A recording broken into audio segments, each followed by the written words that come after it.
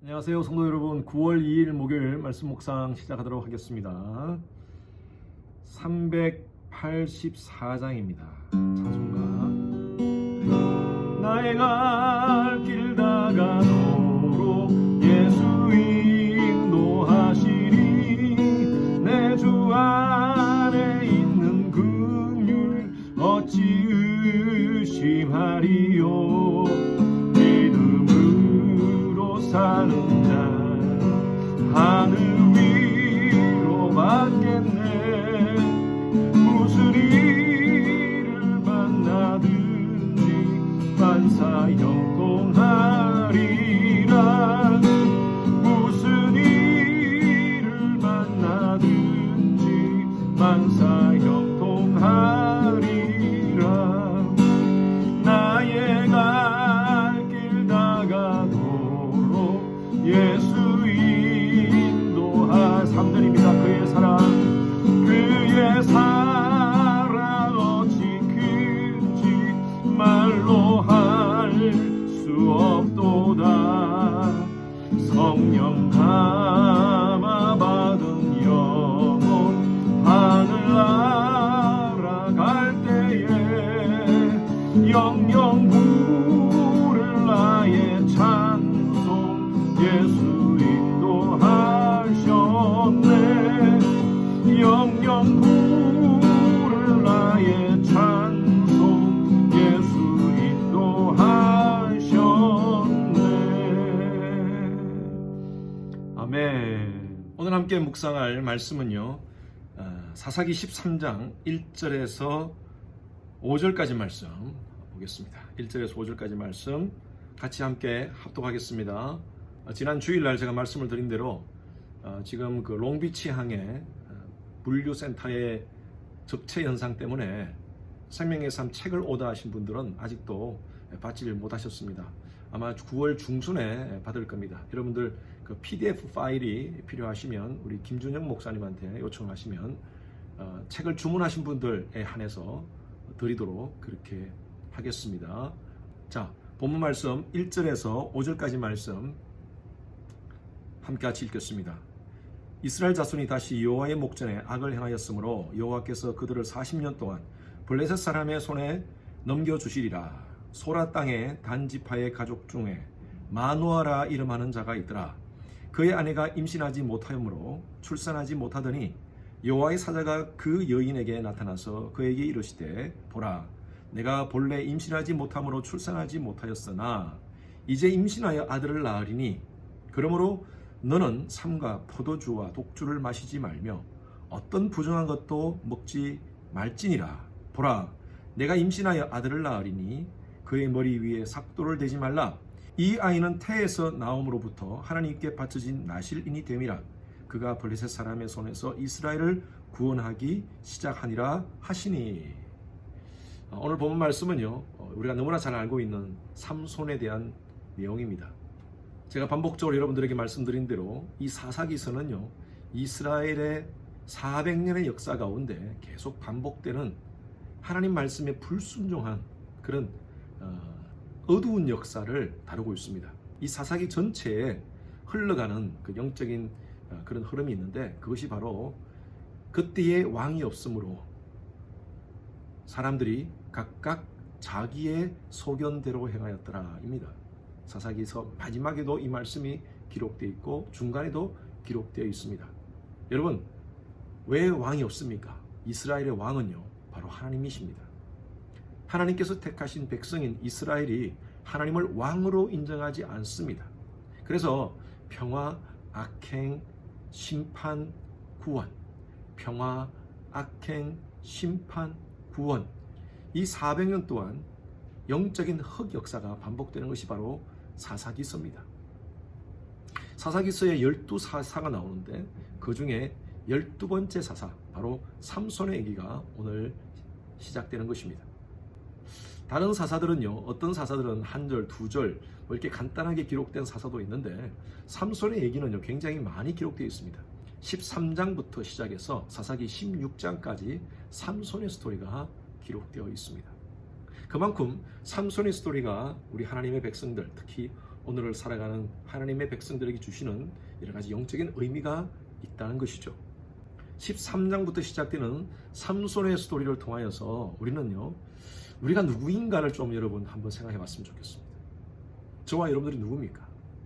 예수의 보혈로 구속받은 하나님의 자녀들입니다. 우리가 하나님을 택한 것이 아니라 하나님께서 우리를 택하여 주셨어요. 그리고 하나님의 백성으로 살도록 해 주셨어요. 이스라엘 백성들도 마찬가지입니다. 하나님께서 이스라엘을 택하셔서 이스라엘을 하나님의 제사장의 나라, 거룩한 백성, 소유된 백성 그렇게 칭해 주셨습니다. 그런데 하나님의 은혜를 다 저버리고 그들의 정체성을 잃어버리고 살아갑니다. 1절 말씀 보십시오. 이스라엘 자손이 다시 여호와의 목전에 악을 행하였으므로. 여기 또 똑같은 단어가 나오죠. 다시라는 단어가 나옵니다. 또 반복되었다는 거예요. 얼마나 잘 잊어버리든지. 영적인 건망증입니다. 여러분, 우리 삶 가운데 건망증이 있을 수가 있습니다. 저도 요즘 나이가 드니까 자꾸 잊어버립니다. 집에서 나와서 차를 타고 이제 가려고 하다가 깜빡 잊고 그것을 두고 왔어요. 그래서 집에 뛰어들어가서 신발을 벗고 2층으로 올라왔는데 내가 왜 왔지? 뭐 때문에 왔지? 뭘 내가 잊어버리는지 모르고 왜 거기 왔는지도 모르겠더라고요. 이런 육체적인 건망증도 문제지만요, 우리가 영적인 건망증에 빠지면 참 심각합니다. 하나님의 은혜를 다 저버리고 하나님의 자녀로서의 그 정체성을 잃어버리고 살아간다면 참 이건 심각한 문제입니다. 이스라엘 백성들이 다 잊어버렸어요. 그리고 하나님 앞에 다시 범죄합니다. 그때 하나님께서 블레셋을 들어서 이스라엘을 심판의 도구로 사용하십니다. 오늘 말씀해 보니까 40년 동안 블레셋 사람의 손에 넘겨주었다 그랬어요. 그 이스라엘 백성들이 고통 가운데 있을 때 하나님께서 한 사람을 택하는데 그 사람이 누구냐? 그 사람에 대한 배경에 대해서 오늘 말씀에서 얘기합니다. 2절 보십시오. 소라 땅의 단지파의 가족 중에 마노아라라는 이름하는 자가 있다. 그의 아내가 임신하지 못함으로 출산하지 못했다. 이 마노아라는 사람이 바로 삼손의 아버지입니다. 삼손의 어머니는 원래부터 출산을 하지 못했어요. 그런데 3절 말씀에 보면 여호와의 사자 천사가 나타나서 이 마노아의 아내에게 네가 아이를 갖는다라고 얘기를 합니다. 그러므로 4절 보십시오. 너는 삼과 포도주와 독주를 마시지 말며 어떤 부정한 것도 먹지 말라. 이 여인에게 3가지를 부탁합니다. 하나는요, 독한 술 먹지 말라. 요즘도 임신한 사람이 술을 많이 먹으면 문제가 생기게 되는 거죠. 마찬가지입니다. 독한 술 먹지 말라. 두 번째는요, 어떤 부정한 것도 먹지 말라. 몸에 안 좋은 것 먹지 말라. 마땅한 겁니다. 임신한 사람이 술을 먹는다든지 잘못된 어떤 안 좋은 것을 먹는 것은 참 옳지 않습니다. 3번째, 천사가 요구하는 것이 무엇인가 하면요, 머리에, 그 아이의 머리에 삭도를 대지 말라라고 얘기합니다. 삭도라는 것은 이 칼입니다. 요즘에는 가위로 머리를 자르지만 그 당시에는 칼로 머리를 자릅니다. 이 아이는 태에서 나옴으로부터 하나님께 바쳐진 나실인이 됨이라. 이 나실인이라고 할 때 이 나질이라는 단어는 구별된, 헌신된, 바쳐진 이런 의미가 있습니다. 우리가 예수님께서 태어나셔서 자란 장소가 어디입니까? 베들레헴에서 태어나셔서 자란 장소가 나사렛이죠. 이 나사렛이라는 그 이름도 바로 이 나질이라는 이름에서 나왔습니다. 이 아이는 나실인으로 자라게 해야 된다는 것입니다. 그래서 삼손은요, 하나님께 구별된 자로서 삶을 살도록 되어 있었습니다. 오늘날 이 시대에 모든 그리스도인들은요, 나실인의 삶을 살아야 됩니다. 하나님께서는 저와 여러분들을 하나님의 백성으로 구별시켜 주셨습니다. 이것이 바로 우리의 정체성입니다. 로마서 12장 1절에서 2절 말씀, 그러므로 형제들아 내가 하나님의 모든 자비하심으로 너희를 권하노니 너희 몸을 거룩한 하나님의 산 제사로 드려라. 이것이 바로 나실인입니다. 나지르입니다. 나지르. 너희가 누굽니까? 하나님의 백성들입니다. 예수의 보혈로 구속받은 하나님의 자녀들은 이 세상을 본받지 말고, 2절 말씀이죠, 마음을 새롭게 함으로 변화를 받아 하나님의 선하시고 기뻐하시고 온전하신 듯이 분별하며 살아라.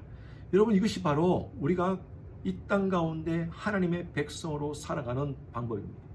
이 세대를 본받지 말고 세상의 풍토, 세상의 트렌드, 세상의 가치관, 세계관, 그것을 본받지 말고 하나님께서 주신 하나님의 백성으로서 나실인의 모습을 가지고 살아라. 여러분, 교회라는 단어도 마찬가지죠. 늘 제가 말씀드리다시피 교회라는 것은 에클레시아입니다. 세상에서 구별된 존재입니다. 하나님의 백성들은요, 다르게 살아야 됩니다. 제가 지난주 월요일날 책을 하나 읽었습니다. 빅터 프랭클이라는 분의 죽음의 수용소라는 책입니다. 이 사람은 유대인으로서요, 세계 2차 대전이 있었던 1940년대 초에 아우슈비츠 감옥으로 가게 됩니다. 그곳에서 수많은 사람들이 죽어가는 장면을 봅니다. 그 모든 상황들을 이분이 경험하면서 정신과 의사로서 보는 인간이란 무엇인가? 인간의 삶의 의미가 무엇인가?